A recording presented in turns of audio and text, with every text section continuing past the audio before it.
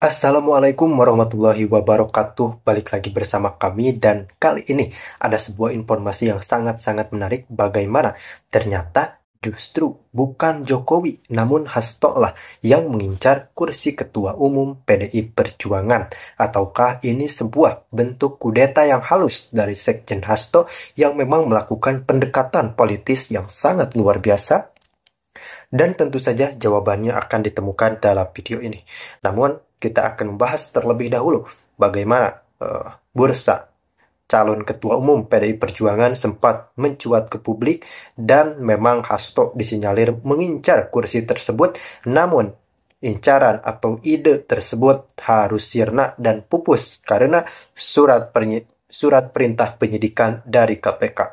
Kita tahu bahwa Hasto Kristianto sedang mendapatkan problematika hukum yang sangat besar, yakni berurusan dengan KPK dan sudah ditetapkan menjadi tersangka. Selain itu, rumahnya sudah digeledah dan KPK mendapatkan sebuah bukti yang baru. Tentu saja ini sangat menarik untuk dibahas. Langsung kita simak.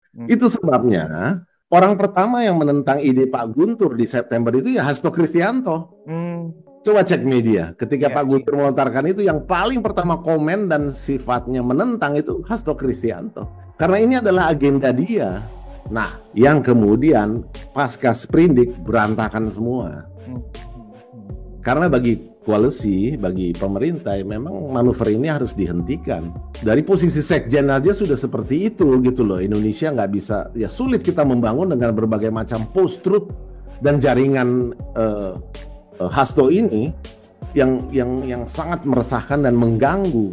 Itu intinya, dan memang harus dihentikan. Sehingga kalau dihentikan dengan kasus hukum yang juga sangat jelas, bukan politisasi hukum loh. Karena ada pasalnya kan. Betul. Ada kasusnya, ada saksinya kok. Ini harus dihentikan memang. Jadi setelah Sekjen Hasto ini dihentikan, ya silakan PDIP berproses internal nih menuju kongresnya. Kalau Anda perhatikan sejak pilpres hasil-hasil itu keluar, terutama entah quick count entah real count, itu kan narasi DFK itu kan digaungkan terus dari kubu Pak Sekjen ini. Arahnya memang kalau rencana Sekjen ini ingin berhasil menjadi ketum sementara, PDIP memang harus ada di posisi oposisi. Oleh karena itulah perlu wacana-wacana yang terus menyerang. Karena memang ingin out gitu, opsinya out kalau dari sudut kepentingan Sekjen Hasto ini.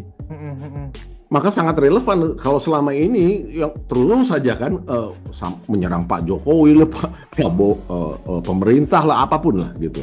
Memang itu yang harus dibangun. Terbitnya sprindik itu kan mengubah segalanya ya. Iya. Saya kira saya sempat menyinggung di sini dan di beberapa podcast lain tentang tiga kubu di PDIP yang kemudian ternyata tiga kubu gitu loh ya, yang selama ini hidden di salah satu kubu tapi ternyata tiga kubu, yaitu kubu Megawati Hasto. Ini yang saya sebut anak sulung. Hasto di sini sebagai anak sulung. Nanti kita bisa jelaskan ulang apa maksudnya. Yang kedua ya Megawati Puan, yang ketiga Megawati Prananda. Namun sejak terbitnya sprindik itu dan proses-proses setelah itu ya mengubah segalanya. Dari sisi Sekjen Hasto ini jelas menjadi berbeda. Nah, ini kan jelas terkait dengan sisi pemerintah. Kasus ini kan memang ada kasus hukum, sprindik itu bicara hukum, tapi kan ini kan dimensi politiknya kental sekali. Khusus soal Sekjen PDIP ini. Jadi karena dimensi politiknya kental, tidak perlu kita beating around the bush gitu untuk mengatakan bahwa di baliknya ada negosiasi untuk mencapai konsensus, dan ini saya kira terkait dengan upaya Pak Prabowo sudah sejak awal ketika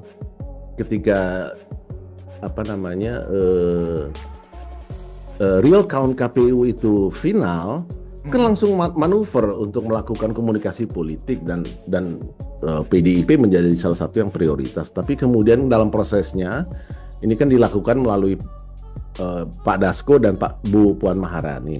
Tapi kan bolak-balik kalau kita perhatikan pemberitaan tentang kapan ketemunya Megawati, Ibu Mega dan Pak Prabowo itu kan nggak terjadi sampai hari ini kan. Ya. Tapi yang bisa menjadi point of analysis adalah kalimat menunya udah set, tinggal tempatnya.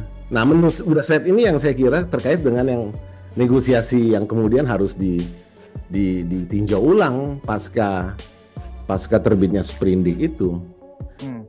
Dan pada saat yang bersamaan beda juga dari sisi internal PDIP, posisi Sekjen Hasto ini sudah berbeda, apalagi mulai ada indikasi bahwa pertama Ibu Mega belum pernah komentar ya sejak Sprindik keluar kan. Belum. Itu artinya beliau kan merenung untuk repositioning di internal ini bagaimana dari tiga kubu ini. Ya nanti kita bisa eksplorasi lebih jauh lagi ya apa yang sebetulnya terjadi. Tapi saya kira ini posisinya. Jadi serba dinamikanya kan berbeda sekarang gitu loh.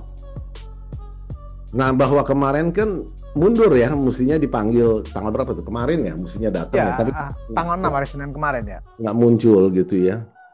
Alasan HUT PDIP ya kita sama-sama tahu lah ya.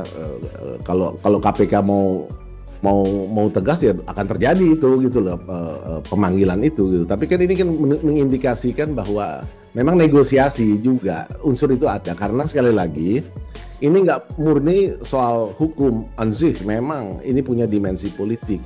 Itulah sebabnya pembelokan ke arah misalnya yang menyoroti bahwa ini kan skala ekonominya atau nilai ekonominya kan kecil, cuma 2,5 M, bukan hanya itu. Kenapa nggak prioritas yang ratusan M atau yang triliunan?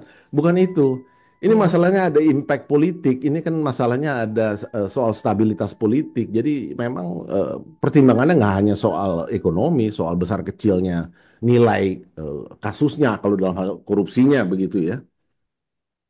2,5 M mau dibandingkan dengan, bukan itu. Ya artinya ini menegaskan sekali lagi bahwa memang dimensi politik kental ini mengindikasikan adanya